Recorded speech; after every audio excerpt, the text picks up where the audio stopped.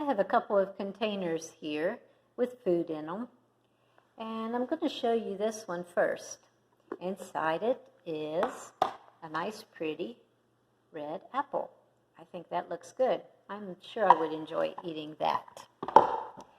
This container is really cute. It has a decoration on it that makes it look like a pretty yellow basket with a lid that appears to be fruit. Inside it is food, but it isn't the kind of food that I like to eat. It is dog food. No, thank you. Sometimes the outside can be deceiving. It doesn't tell us what's on the inside. If I see you, I can't tell what you're thinking or feeling unless you tell me what you're thinking or feeling.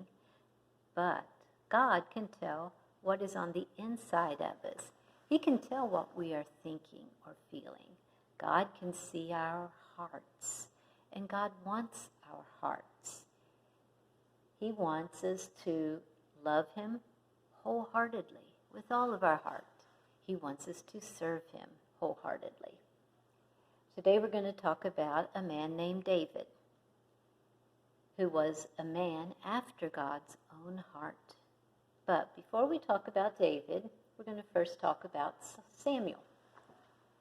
This man is going to represent Samuel.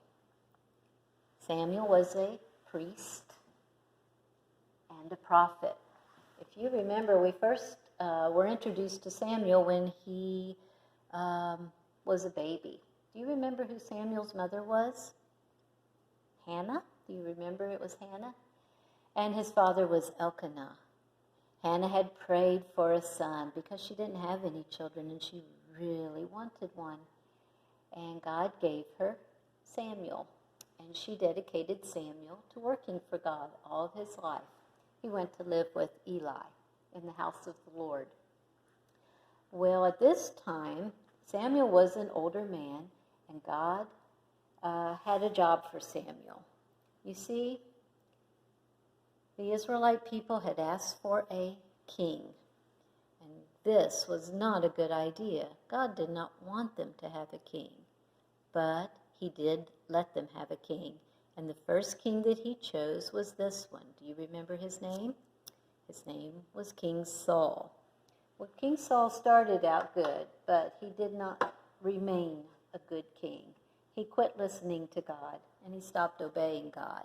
So God decided He needed to replace Saul and get a new king.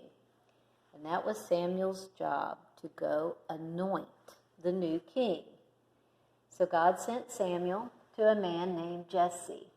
He said, Jesse has 8 sons, and I want you to anoint the son that I have chosen to be the next king. So Jesse had his sons come and go before Samuel. The first son came one by one to Samuel, and Samuel saw that he was tall and handsome. He looked really good, and Samuel thought, this must be the man that God has chosen to be king. But God said, no, he is not the one. So they went to the second son, and Samuel looked at him, and God said, no, not this one. And they did that with the third son and all the way down the line of these 7 sons. And that's when Samuel turned to Jesse and said, Jesse, do you have any more sons? And Jesse said, well, yes, I do. He's the youngest of the group, and he's out taking care of the sheep. So Samuel said, please go send for him. We need to see him. So they waited, and David was brought in. And when he came, God told Samuel, yes, this is the one I've chosen to be the next king of Israel. He has a good heart, and I want you to anoint him. So Samuel anointed David king, and that was a situation where Samuel would take oil and pour it over his head. So David was very young at that point, and he wasn't ready to take over as king. So we're going to talk about something that happened a few years later when Saul was still king of the Israelites. At this particular time, Saul had led the Israelite army to a place to battle the Philistines. And they met, the Israelites met the Philistines in a valley. And the Philistines lined up with their men on one hill. The Israelites lined up on one hill, and the Philistines lined up on another hill. And we're going to move King Saul over here because he was not in the middle of the battlefield. Well, they didn't go to battle right away. They stood there on their lines and waited. And along came the biggest of the Philistines. You probably know his name. He is Goliath. And Goliath would come out and he would make a challenge. Who will fight me? If one of your men will come out and fight me, if he wins, then we will be servants of you. But if I win, and I think Goliath decided he would probably be the winner. If I win, then the Israelites will be servants to the Philistines. Well, the Israelites were dismayed. They were terrified. They were scared. No one volunteered to come out and challenge Goliath.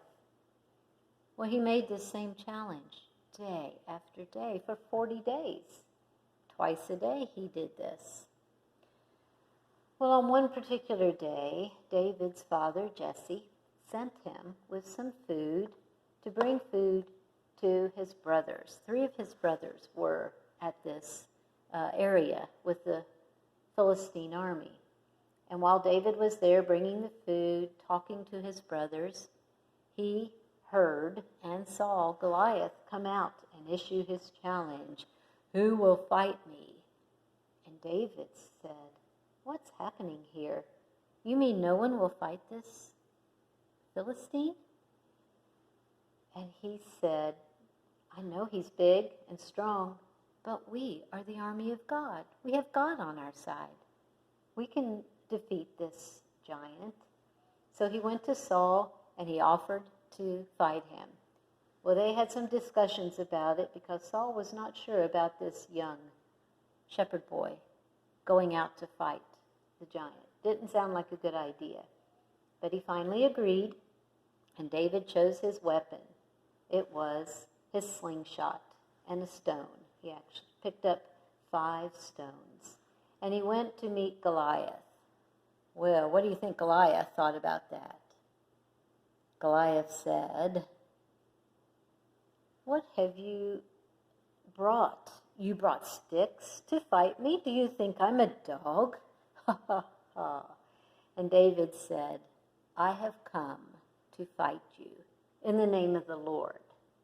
And with that, David picked up his stone, put it into the slingshot, slung it, and hit Goliath right in the forehead where his armor did not cover. And Goliath went down. And David ran over to him and killed him.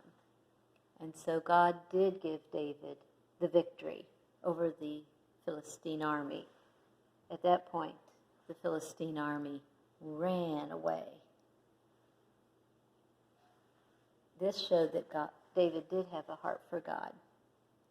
Well, sometime later, when David was king, we find out that David did something that really does show what a wonderful heart he has. You see, after many years went by, King Saul was killed, and King Saul had 4 sons, and all of them were killed as well. And David wanted to honor Saul and his son Jonathan. So he asked, are there any people left in Saul's family whom I can honor, whom I can be kind to? And he was told, yes, there is one son left. And this was a son of Jonathan, so it would be Saul's grandson.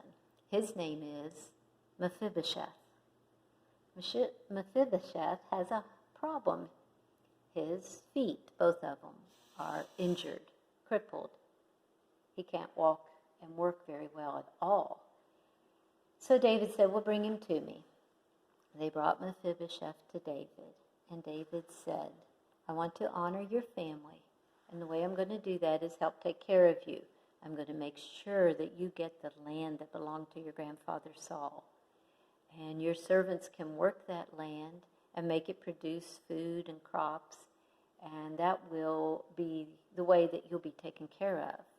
But also, you may eat at my table all the rest of your life, so you'll never be hungry.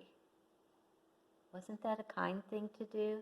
Wasn't that a good-hearted, wholehearted type of thing to do?